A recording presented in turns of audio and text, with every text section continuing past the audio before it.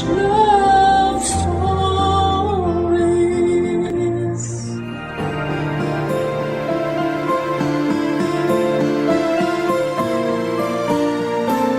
Lahat ng tao ay may kanya-kanyang halaga na hindi kailangang ikumpara sa iba. Kapag nangibabaw sa iyo ang inggit ay maaaring mabulagan ka at hindi mo ito makita. Ikaw kabarangay, sa anong paraan mo nakikita ang iyong halaga? Dear Papa Dudut, isang pagbati po para sa inyo at sa lahat ng inyong mga tagapakinig. Masasabi ko po na isa ako sa mga avid listeners ninyo at laging nag-aabang ng mga bagong kwento mapa Facebook, YouTube at Spotify man. Pero kadalasan po ay sa YouTube lang talaga ako nakakapakinig dahil may pasok po kami sa school. Tawagin niyo na lamang po ako sa pangalang Clea, 19 years old at taga rito lang din sa Metro Manila. Kakagraduate ko lamang po ngayon sa senior high school at excited nga po ako na mag-college. Ang kwento ko po ay nangyari bago ako graduate, Papa Dudut. Hindi naman kami mahirap, pero hindi rin naman kami mayaman. Papa Dudut, gusto ng mga magulang namin na sa private school kami ng kuya ko mag-aral. At sinikap nga po nila na makapagtapos kami sa isang Catholic school. Sa aming magkapatid, ako yung female version ni Papa. Si Kuya naman siya yung male version ni Mama. Masasabi ko po na si Kuya yung mga charming at mas matalino. Kaya parang naging madali lang sa kanya ang lahat. Kapag pinagkumpara kaming dalawa ay wala talaga akong laban sa kanya. Nung nakagraduate na ako ng junior high school ay medyo nakahinga ako dahil akala ko ay titigil na ang mga tao sa pagko-compare sa amin ng kuya ko. Pero nagkamali ako noon. May pumalit na kasi kay kuya. Pagkatapos ng bakasyon namin ay marami na agad nagbago. Lalo na sa mga kaklase ko. At isa na nga po doon yung best friend kong si Rizzy. Hindi po yun totoo niyang pangalan. Medyo katunog lang po pero nag-decide po ako na hindi na lamang po yun banggitin dito, Papa Dudut. Magkakilala na po kami mula pagkabata. Marami nga pong nagsasabi na para daw kaming kape at asukal. Siya yung asukal at ako naman yung kape na kapag pinaghalo, may isang mangingibabaw. At sa aming dalawa, ako yung may strong personality kaya lagi kong nasasapawan si Rizzy. Maputi po si Rizzy samantalang natural naman yung pagkamorena ko. Bumagay naman sa akin ang skin color ko kaya tuwing magkasama kami, ako ang mas napapansin. Pero matapos ang bakasyon namin, hindi ko akalain na malaki ang naging pagbabago kay Rizzy. Tumangkad siya ng konti at wala na ring braces. Tingin ko nga noon ay nagwo-workout din siya dahil medyo nagkaroon ng korte yung katawan niya. Kaya naman kapag magkatabi kami ay nagmumukha akong poste. Naikwento rin niya noon ang tungkol sa pag-enroll niya sa summer class ng isang theater company at sa personality development classes. Pareho naming pinangarap yon. Pero sa aming dalawa, siya lang yung nakatupad noon, Papa Dudut.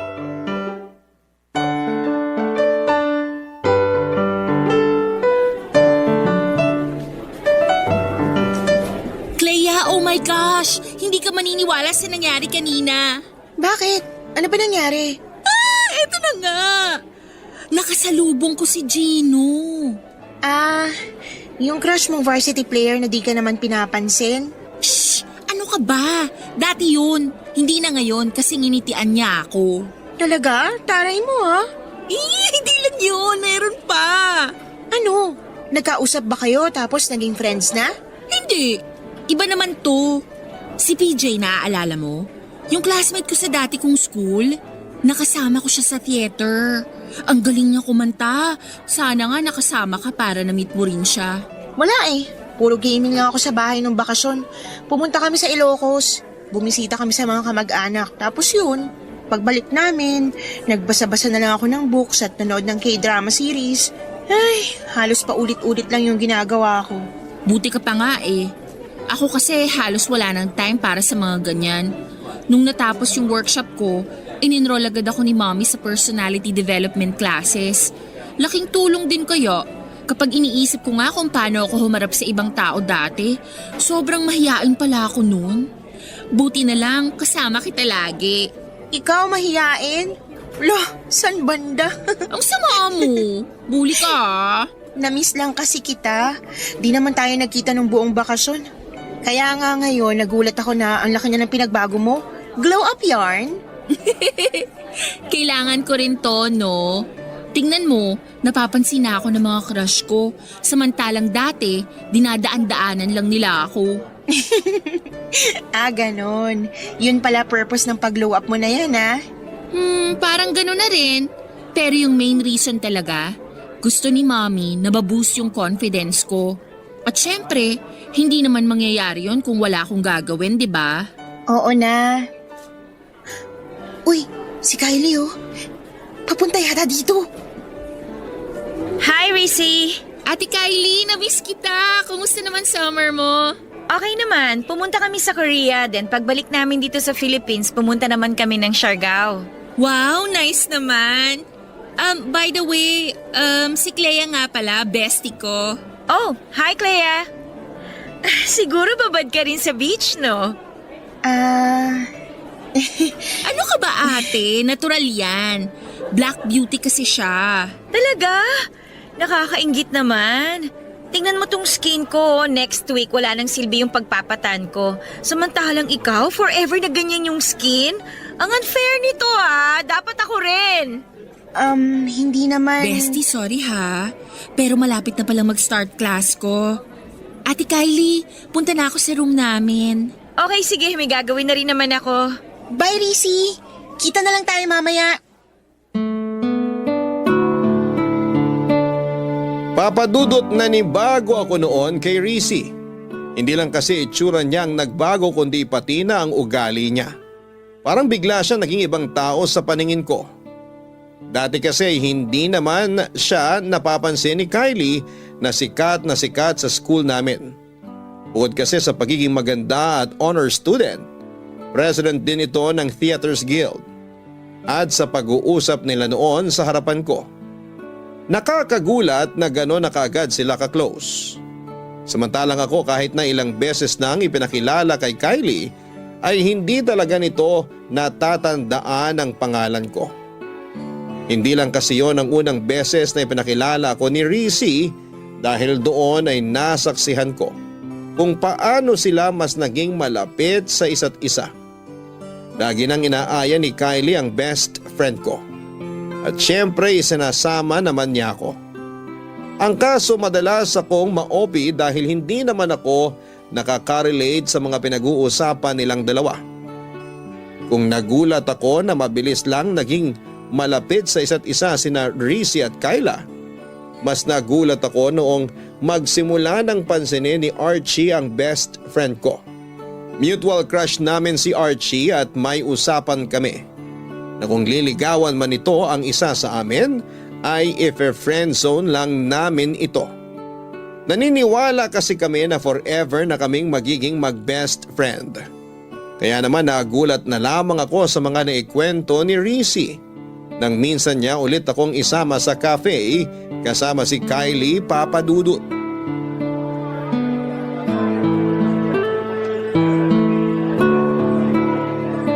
Girl, sorry talaga hindi ako nakarating nung Sunday. So, ano nangyari nung nag-meet kayo ni Archie? Ayun, napahaba yung kwentuhan namin. Di ko nga ina-expect na kakausapin niya ako eh. Siyempre naman no, malakas kaya ako sa kanya. Na-curious nga siya nung sinabi ko na ipapakilala ko sa kanya yung favorite kong estudyante dito sa school. Talaga? Sinabi mo yun? Oo, sinabi ko yun.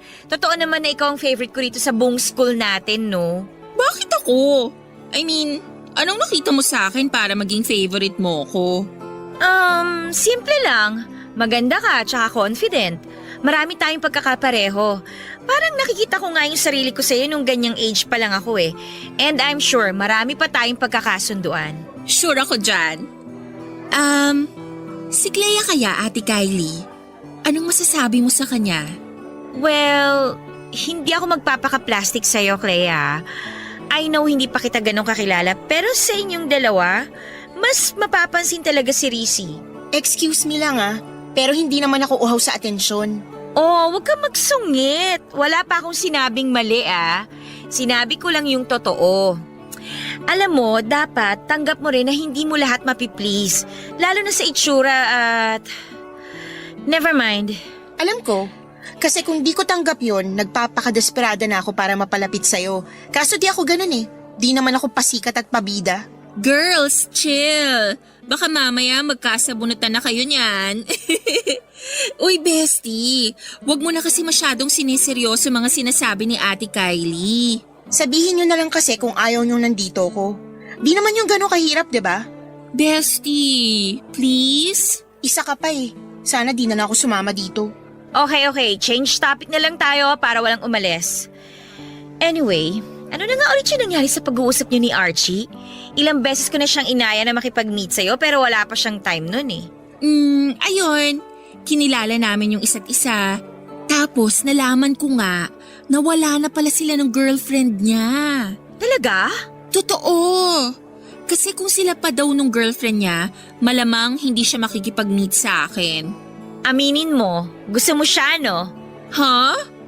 Hindi naman sa gusto agad. Parang ano lang. Pero kahit hindi mo aminin, halata naman sa'yo, no? Paano kung ligawan ka niya? Papaligaw ka ba? Siguro. Yan! Ganyan dapat yung sagot! Kasi alam mo, bagay kayo. Talaga? May nakakalimutan ka yata, bestie? Ha? Anong nakalimutan? Mukhang nakalimutan mo na nga. Ano ba kasi yun? Share niyo naman. Ha? Wag na, hindi naman importante yon. Di naman pala importante, sinisingit mo pa. Wag na natin pag-usapan yun. Fine! So, sinabi ba ni Archie na may nililigawan na siya ngayon? Wala pa, pero meron na daw siyang gustong ligawan. Oh my gosh! Sino kaya yun? Sabi niya, nasa tabi-tabi lang daw. What if ikaw yun? Ay! Girl, grabe ang saya-saya ko para sa'yo!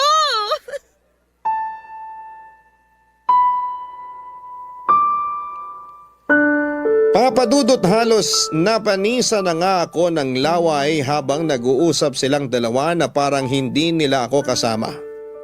Hindi ko man aminin, alam ko na sinasadya rin nila yon. Lalo na si Kylie. Pero nasaktan ako sa parte na parang naging katulad na rin ni Kylie ang best friend kong si Rizzy. Alam ko rin na hindi naman talaga niya nakalimutan yung usapan namin tungkol kay Archie. Pero sinadya niyang magmaang-maanga noon para hindi maudlot yung pagpapabida niya. Laging ganon ang eksena sa buong school year namin noong grade 11. Madalas na naming makasama sina Kylie at Archie pero halos hindi naman nila ako pinapansin. Para lang akong hangin noon tuwing magkakasama kami. Pero dahil mahalaga rin para sa akin ang best friend ko, ay tinis ko na lamang ang hirap ng pakikisama sa mga bago niyang kaibigan. Isa pa ay alam ko rin naman, nag-graduate na sina Kylie at Archie kaya darating din yung panahon na kaming dalawa na lamang ulit ang laging magkasama. Gaya ng inaasahan ko, nagkaroon ng relasyon sina Rizzy at Archie. Hindi ko na ipinaalala pa sa kanya yung usapan namin dahil ayokong makaapekto yon sa sayang nararamdaman niya. Inalis ko na lamang sa isipan ko na hinahangaan ko rin ang boyfriend niya para hindi yon maging issue sa aming dalawa. Pero hindi rin naman nagtagal ang relasyon nila, Papa Dudut. Hindi raw kasi naniniwala noon si Archie na may patutunguhan ang relasyon ng isang college at isang high school student. Hanggang sa nabalitaan na lang namin na nakipagbalikan pala si Archie sa ex-girlfriend nito. Si Kylie naman ay parang nakalimutan na rin noon si Rizzy. At syempre hindi ko siya iniwan. Sa mga panahong yon, Papa Dudut, Barangay Love Stories. Barangay Love Stories.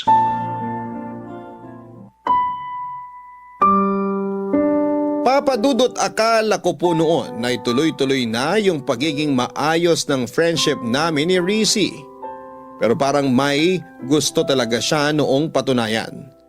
Noong mag-grade 12 na kami, bigla rin siyang nagkaroon ng interes sa student council. Hindi na rin naman ako nagulat noong nanalo siya bilang president dahil mula nang maging close sila ni Kylie ay marami na rin talagang nakakakilala sa kanya. Bukod pa roon ay siya rin ang pumalit na president ng Theaters Guild. Naging contributor din siya sa mga school paper.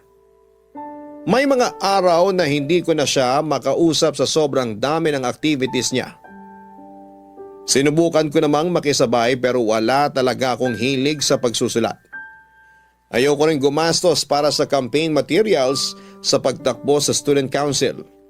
At pagdating naman sa pag-arte, wala talaga akong interes doon, Papa Dudut. Sa Glee Club lang talaga ako nagka-interes pero bilang isang singer lang. Ayaw ko ring maging soloista kaya kahit doon ay konti ang naging kaibigan ko. Halos wala rin pumapansin sa akin doon maliban lang sa mga lalaki at mga tomboy na gustong magtanong tungkol kay Rizzy. Tinatanong nila kung pwede raw ba silang manligaw sa best friend ko. Pero lagi ko na lamang sinasabi na busy pa siya at walang panahon sa ganung bagay, Papa Dudut. Grabe sobrang busy mo na. Ngayon na lang kita ulit nakasabay kumain. Dami kasing activities. Alam mo naman kapag president ng student council. Hay, may Theaters Guild pa. Masyado mo naman kasing kinareer lahat. Kailangan kong gawin yun. May kailangan akong patunayan. Huh? Kanino naman? Sa pagkakaalam ko, di ka naman pinipressure ng parents mo. Tsaka, dun pa nga lang sa naging president ka, malaking achievement na yun eh. Hindi pa enough yun, bestie. Bakit hindi? Magaling ka na nga eh. Marami na rin nakakakilala sa'yo. Alam ko, pero marami pa akong gustong ma-achieve. Ikaw ba, ayaw mong makilala ka dito sa school? Dapat nga tumakbo ka rin para maging student council officer eh. Wala akong budget para sa campaign materials. Kung ayaw mo yon, bakit di mo itry sa ibang club para maging active ka rin? Boring naman kung sa Glee Club ka lang. Bestie, masaya na ako doon. Okay na ako sa ganito. Hindi ko naman kasi kaya yung ginagawa mo. Kala mo lang hindi mo kaya. Tignan mo ako. Ganyan din mindset ko dati, di ba? Magkaiba tayo. Tsaka, ibang-iba ka na ngayon. Parang wala ka nang di kayang gawin. Hindi ka ba napapagod? Napapagod. Siyempre tao pa rin naman ako, no? Pero dito ako masaya. Alam mo, may naisip na ako para sa ating dalawa eh. Ano yun?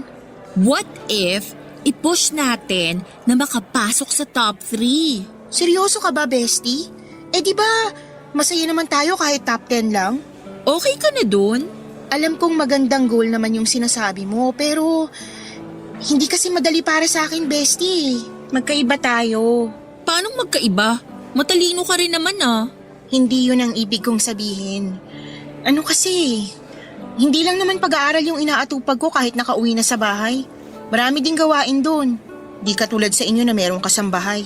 Pwede mo pa rin naman i-manage yung oras mo para mas makapag-focus ka sa pag-aaral. Hindi yun ganun kadali, bestie. Tsaka kung ipupush ko yung top 3 na yon, hindi maiiwasan doon yung mapagastos. Di naman kami mayaman eh. Sinikap lang talaga ng mga magulang namin na makapag-aral sa private school. Kaya magkasama tayo dito. Nagigets naman kita sa part na yan. Pero sayang kasi eh. Marami ka pa sanang pwedeng gawin. Okay na ako sa ganito. Masaya na ako kung makakapasok pa ako sa top 10. Pero yung top 3, parang imposible pa. Ay, bahala ka nga. Basta ako, sisikapin kong magkaroon ng major achievements bago man lang matapos tong school year. Support na lang kita. Ano pa nga ba? Baka naman iniisip mo na ayaw ko lang talaga makipagsabayan sa'yo. Hindi ko lang talaga kaya yung gasto sa mga ginagawa mo. Nakakaintindi rin naman ako, bestie. Pero kung gugustuhin mo rin naman talaga yon, magagawan mo ng paraan eh. Bestie naman. Fine! Di na kita pipilitin.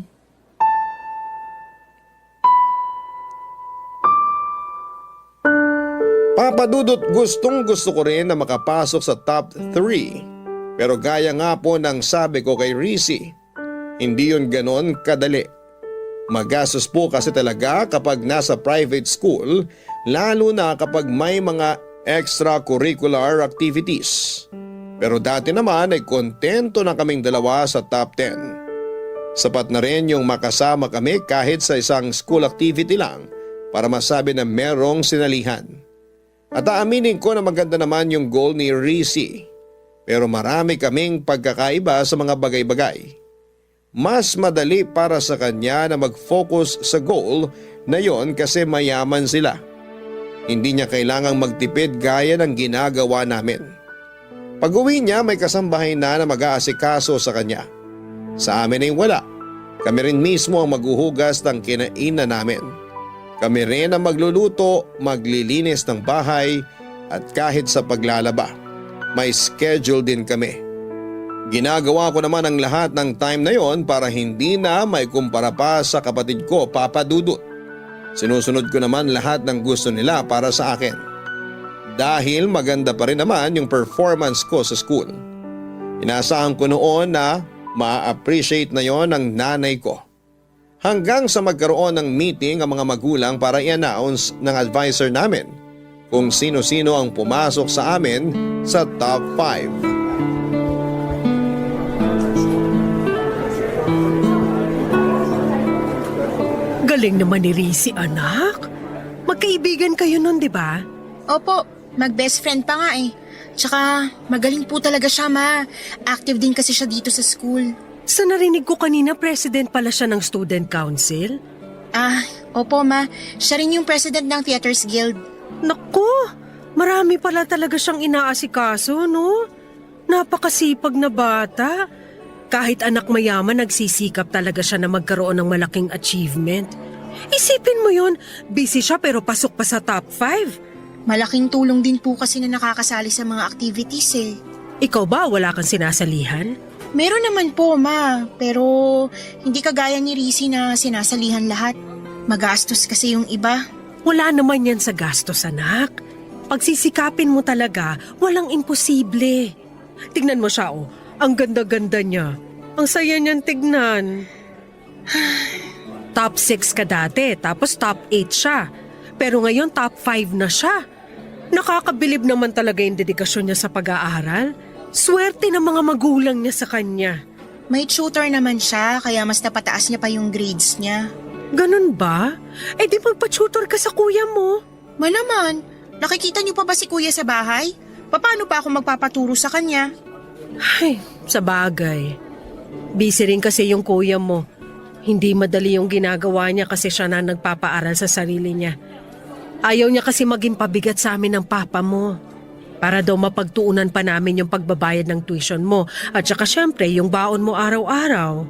Alam ko naman po yun, ma. Kaya nga hindi na ako sumasali sa mga extracurricular activities eh. Kahit nga sa field trip, hindi na ako sumasama. Oh, nagtatampo ka ba anak? Pasensya ka na ha. Sapat lang kasi para sa tuition mo yung kaya namin ng papa mo. Alam mo naman na hindi rin kalakihan yung sweldo namin, di ba? Hindi naman po yun issue sa akin, ma. Mabuti naman kung ganon. Naktignan mo oh, daming kumakausap kay Rizzy. Mukhang sikat talaga siya rito sa school nyo ah. Ibang-iba na siya. At least siya nakalabas na sa comfort zone niya. Kausapin niyo na rin po kaya. Ayan na siya oh, papunta na rito. Hi, tita! Uy, bestie, congrats sa atin ha! Iha! Congratulations! Nasaan nga pala yung parents mo? Hindi po nakapunta eh. Hectic po kasi sked nila. Oh, sayang naman. Pero congrats pa rin sa'yo, ha? Ang galing-galing mo naman. Thanks, tita. Magaling din naman po si Clea. Sayang lang kasi hindi siya nakapasok sa top 5. Sabi ko nga po sa kanya, i-push namin na makapasok sa top 3 eh. Kaso ako lang yung may pag-asa ngayon na ma-achieve yun. Ipagpatuloy mo lang yan, Iha. Malayo mararating mo sa pinapakita mong dedication sa pag-aaral. Ganun nga po. Marami pa po kasi akong gustong ma-achieve at gustong gawin bago matapos yung school year. Mabuti yan, Iha. Napakaswerte ng parents mo sa'yo.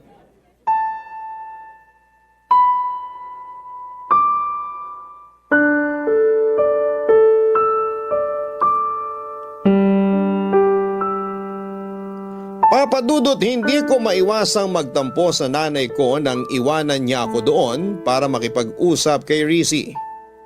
Ipinakilala niya ang nanay ko sa mga kapwa niya officers at iba pang nakakakilala sa kanya para ipakita kung gaano siya kasipag bilang isang estudyante. Best friend ko siya, kaya masaya ako sa mga achievements niya. Pero nang time na yon ay nakaramdam naman ako ng inggit. Tahimik akong humihiling na sanay ako naman yung pansinin ng nanay ko. Naging bukang bibig niya noon si Rizzy at halos marindi na ako sa mga naririnig kong papuri para sa best friend ko. Hindi man kasi direktang sabihin ni mama, pero alam ko na pinagkukumpara niya kaming dalawa.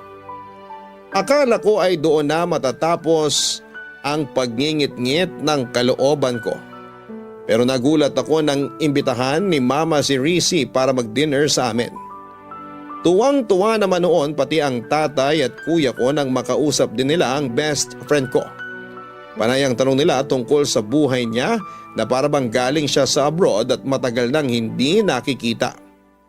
Ilang ulit pang sinabi ng nanay ko na driver pa ni Rizzy ang naghatid sa amin pauwi sa bahay. Matapos ang araw na yon, nagbago na yung tingin ko kay Rizzy. Pero nag-guilty rin ako dahil ganon pa rin naman siya sa akin kahit na marami siyang kaibigan. Nag-aaya pa rin siya tuwing weekend sa paborito naming coffee shop. At siya rin ang laging taya. Pero minsan ay may mga kasama kami mula sa student council o kaya naman ay sa theaters guild. Pinipilit kong maging masaya. Para sa kanya pero totoo lang. Inggit na inggit ako sa buhay na meron siya. Mas lalo pang nadagdagan ang pagkabwisit ko sa narinig kong usapan ng mga kaklase namin noon, Papa Dudut. Barangay Love Stories. Barangay Love Stories. Papa Dudut, nasa comfort ako noon nang marinig ko ang usapan ng mga kaklase ko. Nung una ay si Rizzy ang pinag-uusapan nila. Tungkol yon sa schoolmate namin na gustong manligaw sa kanya na sina Justin at Lance. Mag-best friend ang dalawang yon. Balak daw kasi sanang ligawan ni Lance si Rizzy, pero bago yon may nagugustuhan na raw ito dati at nabanggit nga nila ang pangalan ko. Hindi ko napigilang mainis nang sabihin nila ang si Rizzy yung dapat ligawan at hindi ako. Wala naman sanang problema doon pero sa pagkakasabi nila, para na rin nilang nilait ang itsura ko. Sa best friend ko raw dapat manligaw yung mas gwapo at hindi sa akin. Hindi ko gusto yung pakiramdam na naiinis ako kay Rizzy dahil sa pagkukumpara ng mga tao sa aming dalawa. Siya na lang kasi palagi ang napapansin. At sa aming dalawa ay mas deserve ng best friend ko lahat ng mas magandang bagay kesa sa akin. Unang-una, pinagkukumpara kami sa itsura. Ang hirap kasi sa ibang Pinoy, porque mas maputi, yon ang mas maganda para sa kanila. Sa kulay sila ng balat nagbabase. Parang nawawalan ako ng halaga kapag siya yung kasama ko. Kahit kasi sa pamilya, mas bida si Rizzy. Lahat ng appreciation na kailangan ko para lumakas ang loob ko ay nawala ng dahil sa kanya. Hanggang sa mapag-usapan namin ang tungkol doon.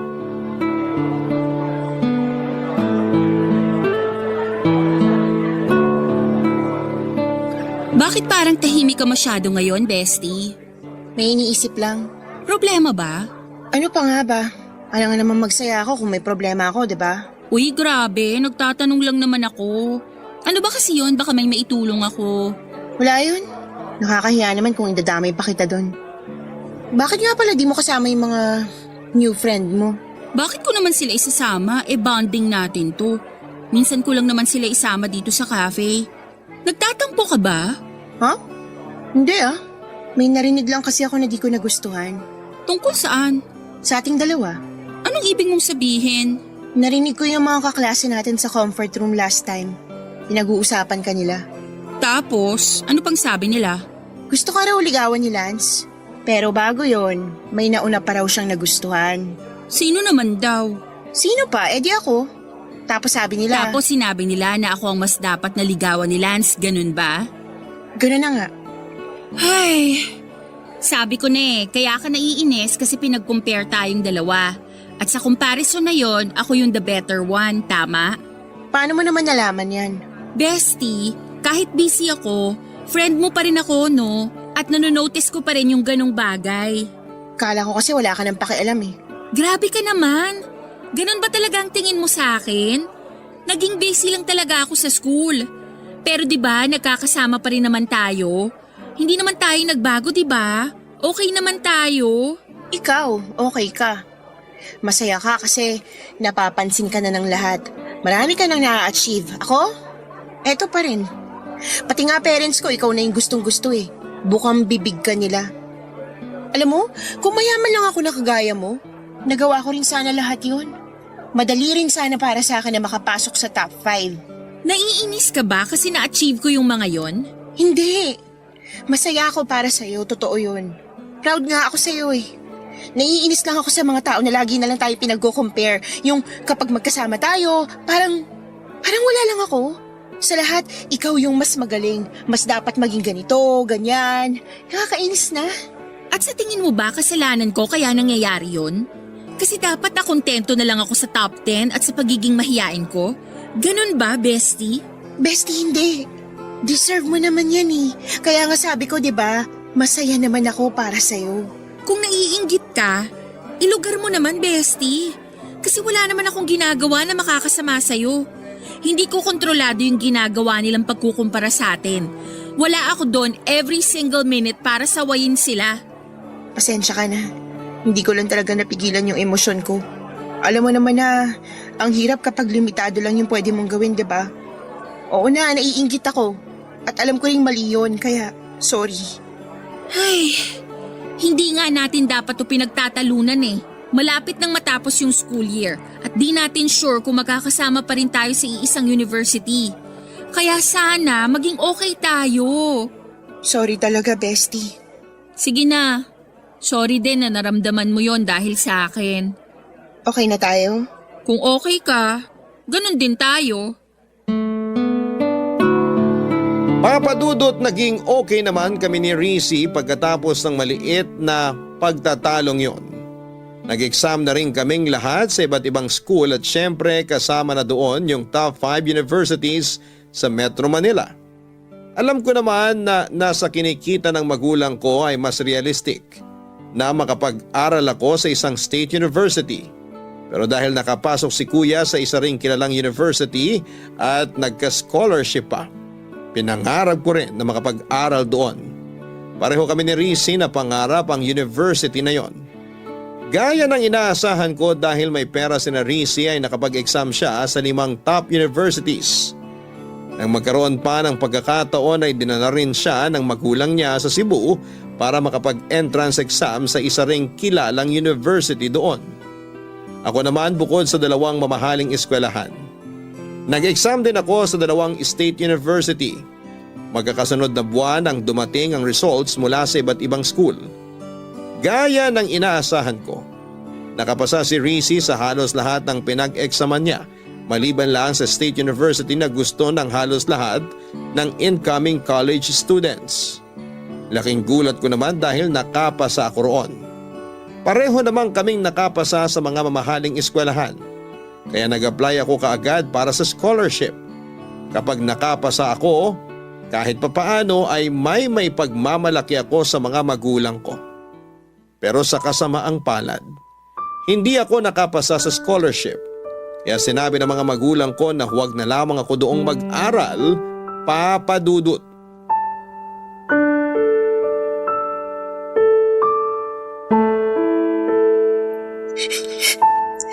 Bestie, please, tahan na.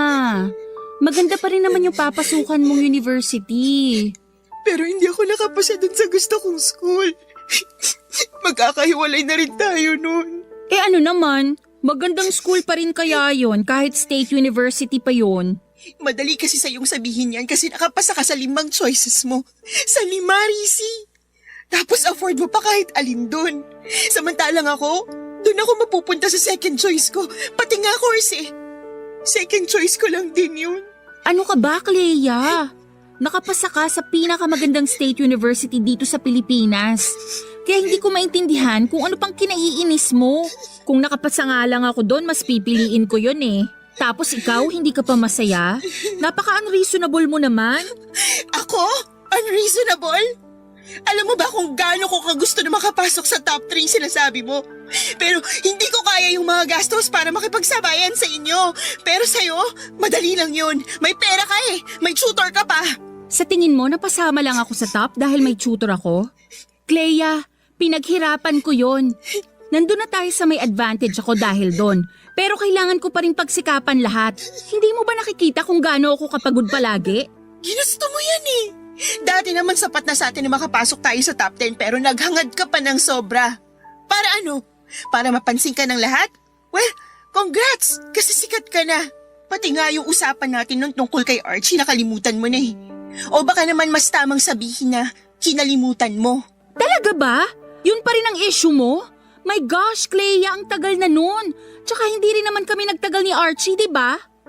Alam mo, kaya ka nagkakaganyan kasi hindi mamatay-matay yung inggit mo sa katawan. Hindi mo kasi ako naiintindihan eh. Sa bagay, paano mo nga naman maiintindihan paborito ka ng lahat? Puring-puri ka lagi ng mga teacher natin. All eyes sa'yo yung mga schoolmate natin. At pati mga magulang ko, ikaw yung gusto. Kasi nga naman, pasok sa top 5. President ng Student Council, President ng Theaters Guild. Sa madaling salita, bidang-bida ka sa lahat. Pabida ka eh. Wow naman sa pabida! Kasalanan ko ba na ginusto ko na mag-improve pa? Alam mo kasi kung gugustuhin mo talagang makapasok sa top 5, kaya mo eh. Kasi kapag gusto, laging may paraan. Pero ikaw, pinili mo na makontento na lang sa top 10. Talaga? Di congrats sa Student of the Year na enjoy yung nakukuhang atensyon. Sa narinig ko ngayon sa'yo, gets ko na. Gets ko na kaya mo ipagpalit yung friendship natin sa pagiging pabida mo. Kung gusto mo, doon ka na tumira sa amin eh. Para ikaw na lang ang anak ng mga magulang ko. Total, gustong-gusto ka naman nila, diba? Naririnig mo ba yung sarili mo? Mula elementary tayo, ikaw na yung nagdadala sa akin. Kasi nga di ba mahiyain ako noon? Tapos ikaw yung malakas ang loob sa ating dalawa? Kaya akala ko magiging proud ka sa akin. Akala ko magiging masaya ka sa lahat ng achievements ko. Para sa'yo na naman. Ikaw na naman. Kung alam mo lang kung gaano ka kaswerte, hindi ka mag-iisip ng ganyan. Ni minsan ba nakita mo yung parents ko dito sa school? Wala sila lagi, di ba? Si Yaya lang yung lagi kong kasama. Siya yung pinakikisuyuan para samahan ako dito sa school kapag kailangan ng presence ng magulang. Samantalang ikaw, never nawala yung nanay mo. So ngayon pinapalabas mo na napakaswerte ko sa mga magulang ko? Wala nga silang ginagawa para tumaasweldo nila eh. Hanggang ngayon nagtitipid pa rin kami. Tapos ayun, bidang-bida na sa kanila si kuya, dumagdag ka pa. Then sorry.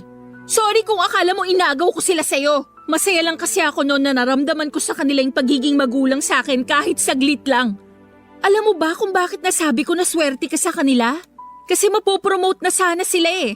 Pero hindi nila tinanggap kasi kakailanganin na rin nilang magtrabaho kahit weekends. Ayaw nila na mawala ng time sa'yo, sa inyo ng kuya mo. Samantalang ako, kahit na mismong graduation day, walang pupunta para sa akin. Tapos yung sinasabi mo na all eyes sa akin yung mga classmate natin? Clea, alam naman nila na medyo masungit ka. Pero pinapakilala ko pa rin sa'yo yung mga nagiging ka-close ko. Tapos anong ginagawa mo? Hindi ka man lang umingiti na parang pinaparamdam mo na ayaw mo sa kanila. Kaya wag mo isisi sa akin na natutuwa sila sa akin at hindi sa'yo. Kasi sa totoo lang, ikaw yung may gusto na maging ganyan ka. Hindi ako.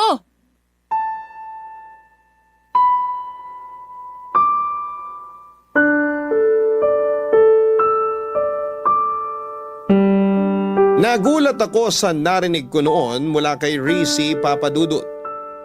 Pero nagalit din ako. Sa katunayan, dumating at lumipas ang graduation namin na hindi kami nag-uusap. Hanggang ngayon, na first semester na namin, natuloy siya sa mamahaling university. Ako naman sa State University talaga pumasok at isa ring scholar. Pero aaminin ko na ngayong wala na ako sa private school. Nakahinga na ako ng maluwag dahil hindi ko na kailangang umastang mayaman. Pero tuwing nakikita ko ang mga post ni Rizzy sa Facebook, parang bumabalik sa akin yung naging huling pag-uusap namin. At tuwing naiisip ko yon ay napapahiya ako sa sarili ko.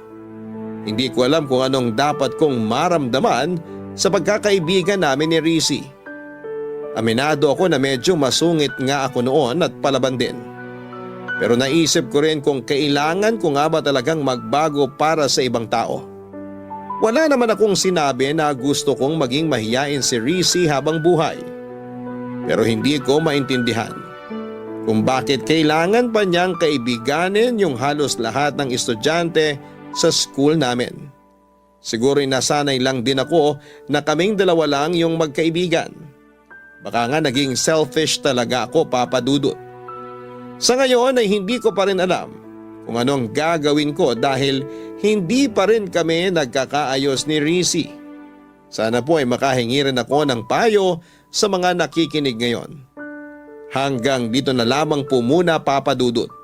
Maraming salamat po sa pagbabahagi ninyo ng kwento ko.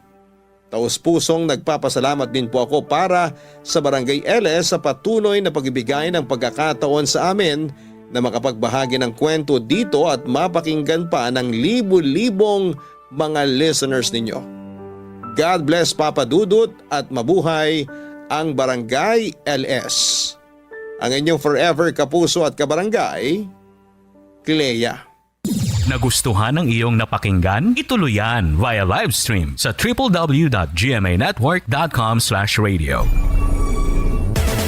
Barangay LS 97.1 Forever